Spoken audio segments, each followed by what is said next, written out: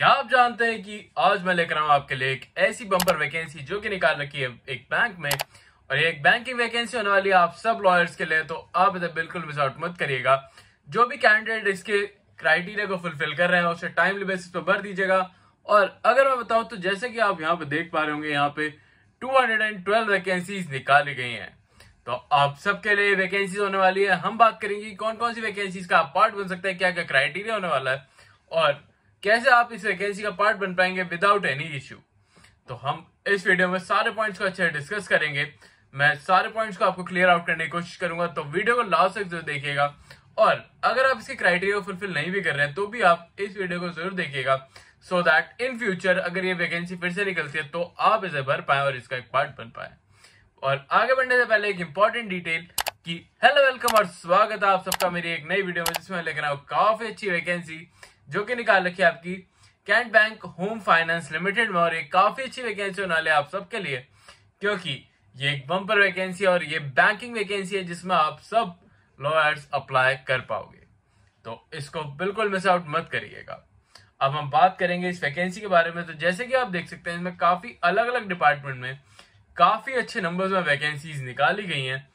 पर अगर हम बात करें सिर्फ लॉ डिपार्टमेंट के बारे में, क्योंकि इस यहाँ पर सिर्फ हम लॉ वैकेंसीज को ही कवर करते हैं, तो जैसे कि आप देख सकते हैं नंबर 9 पे आपको दिखेगा लिटिगेशन हेड, जो कि एक असिस्टेंट मैनेजर की वैकेंसी होने वाली है। साथ ही साथ आपको 10 नंबर पे दिखेगा असिस्टेंट लिटिगेशन मैनेजर की, जो कि एक मैनेजर लेवल वैकेंसी होने वाली है।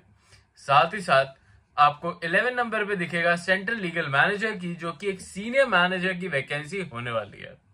तो आपको ये 3 वैकेंसी देखने को मिल रही है स्पेशली लॉयर्स के लिए। तो ये भी आपके लिए काफी अच्छा एक नंबर बन जाता है।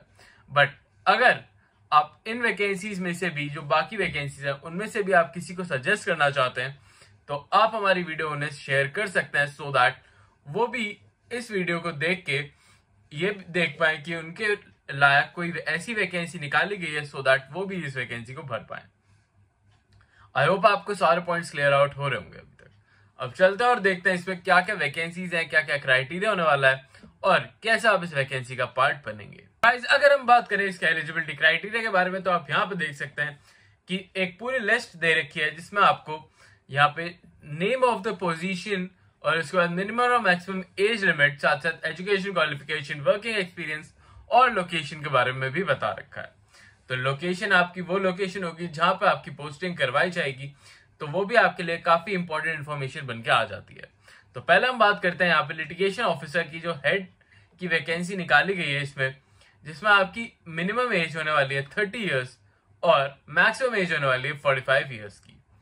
तो जो भी लॉ ग्रेजुएट है वो इस वैकेंसी को भर पाएंगे, जिसने LLB या BLLB कर रखी है विद रिकॉग्नाइज्ड यूनिवर्सिटी। साथ ही साथ अगर उनके पास मिनिमम 7 ईयर्स का एक्सपीरियंस है तभी वो इस वैकेंसी का पार्ट बन पाएंगे और इसको अच्छे से अप्लाई कर पाएंगे।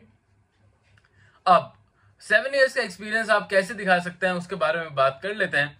तो अगर आपके पास किसी भी बैंकिंग सेक्टर से, किसी भी रिकवरी सेक्टर से, या फिर आपने किसी टैक्सेशन में कोई भी एक्सपीरियंस गेन करा हुआ है, या फिर अगर आपने कोई ऐसी फर्म के साथ काम करा हुआ है, किसी कॉर्पोरेट कंपनी के साथ काम करा हुआ है, या फिर आपने लिटिगेशन में भी कोई भी ऐसे केसेस सॉल्व कर रखे हैं या केस ले रखे हैं जो कि बैंकिंग सेक्टर से रिलेटेड हो, तो आपको इसमें प्रेफरेंस देखने को मिलने वाली है। इसमें मुंबई की आपकी पोस्टिंग होने वाली है, तो ये भी आपके लिए काफी प्लस पॉइंट बन जाता है। आगे चल के ये जो भी एक्सपीरियंस लेवल है वो थोड़ा कम भी हो जाता है, तो उसके बारे में बात कर लेते हैं। जैसे कि आप देख सकते हैं असिस्टेंट लिटिगेशन मैनेजर और मैनेजर की वैकेंसी के लिए अगर आपकी एज लिमिट 25 ईयर्स से ज्यादा है तभी आप इस वैकेंसी को अप्लाई कर पाओगे। साथ ही साथ मैक्सिमम एज लिमिट होने वाली है 35 ईयर्स की। और अगर मैं बात करूं तो जो भी कैंडिडेट जिसने BLLB या फिर LLB करी हुई है विद रिकॉग्नाइज्ड यूनिवर्सिटी, वो इसको अच्छे से अप्लाई कर पाएगा और इसका एक पार्ट बन पाएगा। साथ ही साथ आपको मिनिमम 5 ईयर्स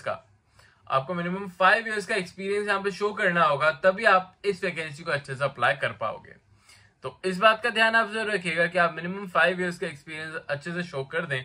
और जैसे कि मैंने आपको पहले ही बताया कि आपका ये जो एक्सपीरियंस लेवल है, या बैंकिंग सेक्टर या फिर किसी भी ऐसे सेक्टर से आप बता सकते हो जिससे कि आप किसी भी आप अकाउंटिंग सेक्टर, बैंकिंग सेक्टर या फिर किसी भी लिटिगेशन मैटर में आपने बैंकिंग या फिर कोई भी टैक्सेशन वाला मैटर सॉल्व करा हो, तो आप इसके लिए अच्छे से एलिजिबल कैंडिडेट बन जाओगे।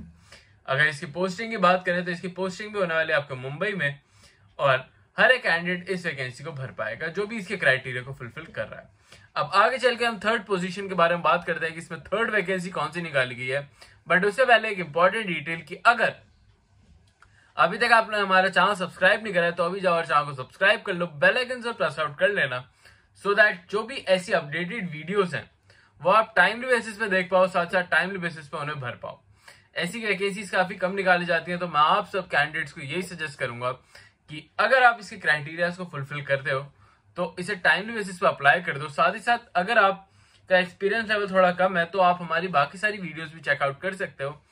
और अगर आप चाहते हो एक इनकम जनरेट करना एक एज अ फ्रेशर, तो वो भी आप मुझे कमेंट्स में बता सकते हो, सो दैट उसके लिए स्पेसिफिक मैं आपके लिए एक वीडियो लेकर आ जाऊं, सो दैट आपको भी पता चले कि आप अपनी इनिशियल इनकम कैसे स्टार्ट कर सकते हो और कौन कौन से पॉइंट्स हैं आपको जो ध्यान रखने होंगे as a fresher, so that आप अपनी इनकम काफी अच्छे से जनरेट कर पाओ।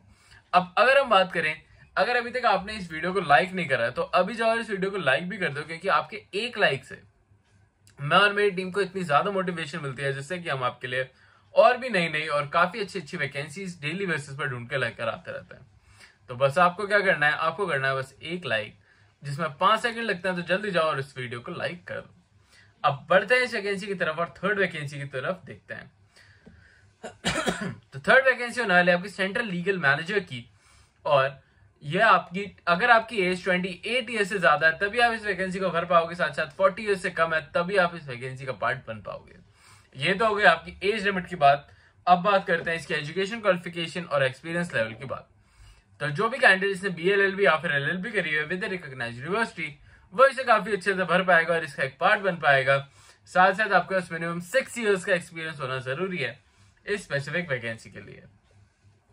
अब इस 6 इयर्स के एक्सपीरियंस में आपको जो भी अपना एक्सपीरियंस लेवल है वो आपको किसी भी लॉ फर्म, जैसे कि मैंने आपको बताया बैंकिंग सेक्टर से होना चाहिए, और आपकी पोस्टिंग इसमें मुंबई की होगी, तो ये भी आपके लिए एक प्लस पॉइंट देखने को मिल जाता है। अब अगर हम बात करें कि इस वैकेंसी को आप कैसे अप्लाई करोगे, क्या क्या आपको एज रिलैक्सेशन देखने को मिल रहे हैं, तो SC/SC कैंडिडेट के लिए 5 इयर्स का एज रिलैक्सेशन है और OBC कैंडिडेट के लिए 3 इयर्स का एज रिलैक्सेशन यहाँ पे प्रोवाइड कराया गया है। अब बाकी सारी डिटेल्स के बारे में बात कर लेते हैं कि इसमें क्या क्या आपको सिलेक्शन प्रोसेस होने वाला है। तो सिलेक्शन प्रोसेस के लिए आपको डायरेक्टली बेसिस पे अपना एक फॉर्म फिल आउट करना होगा, जिस फॉर्म के बेसिस पे आपको सिलेक्ट आउट किया जाएगा और इंटरव्यू के लिए बुलाया जाएगा। इसमें कोई भी आपका एग्जाम कंडक्ट नहीं कराया जा रहा है, बट इन्होंने एक पॉइंट यहाँ पे दे रखा है कि अगर काफी ज्यादा एप्लीकेंट इस वैकेंसी को अप्लाई करते हैं तो आपका एक एग्जाम कंडक्ट कराया जा सकता है, जिससे कि ये पता चलेगा कि कौन कौन कैंडिडेट इस वैकेंसी के लिए ज्यादा एलिजिबल है।